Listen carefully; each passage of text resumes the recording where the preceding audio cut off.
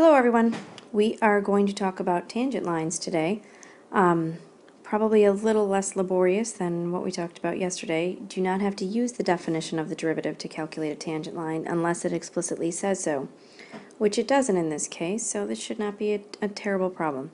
So you are starting with y equals x squared plus 4x, and we are trying to find the tangent line at the point 1, 5. And I am going to do just a quick sketch. You don't have to do this, but if you sketched it, it would look something like that.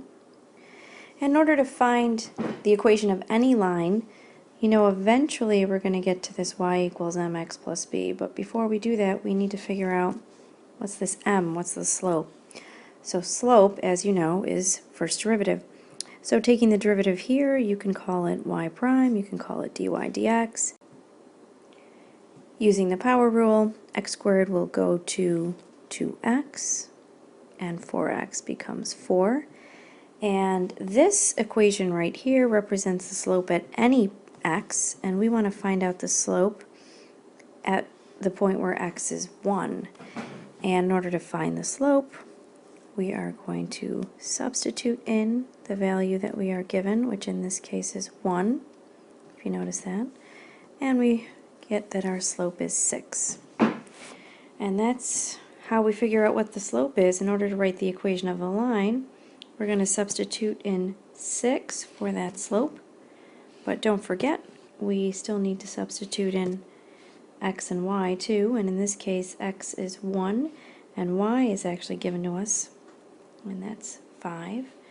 So solving, 5 equals 6 plus b, and b will turn out to be a -1.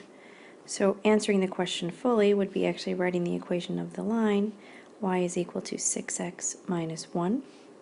And if you did take a look at my sketch, if I did sketch this in, if I started at -1 and went up and sketched this line, I should find that you are tangent at this point, 1, 5. So not too terrible to check this one. Okay, let's try another one. Okay, our second example here is a little more interesting.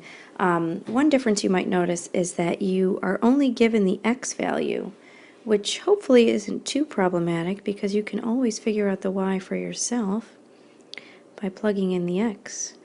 So at the point where x is equal to 2, y turns out to be 5. So we're looking for the tangent line at the point where x is 2 and y is 5. Before I take the derivative in this particular problem, I would probably rewrite this.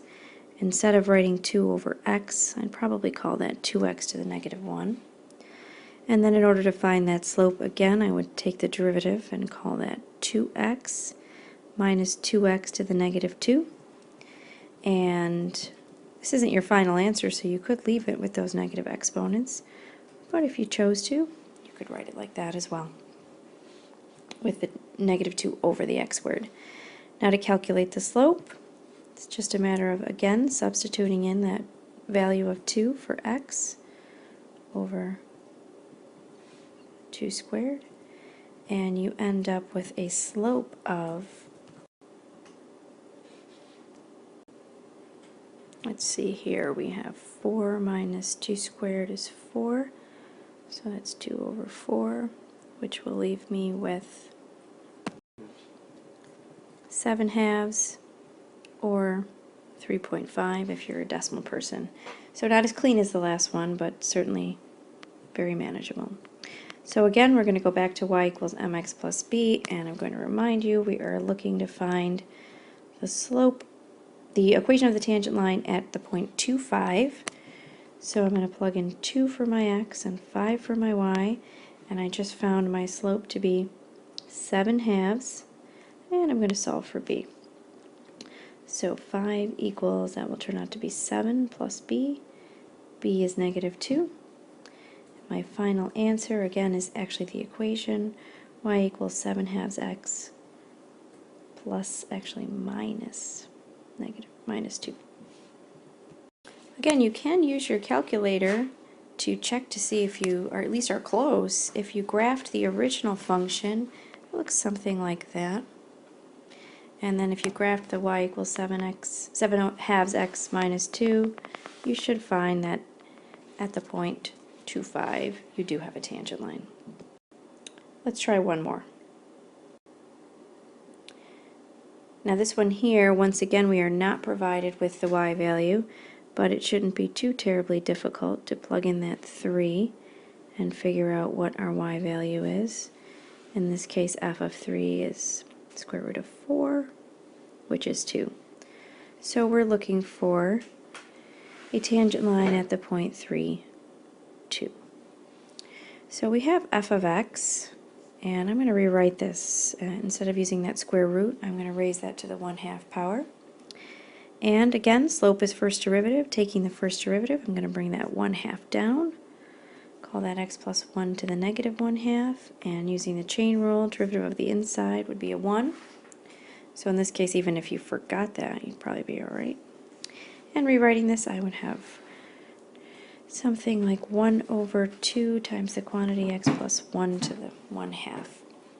And I want to find the slope.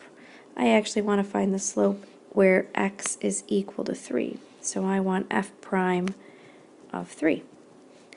And I'm going to plug that in. I'm going to move this up just a little bit there.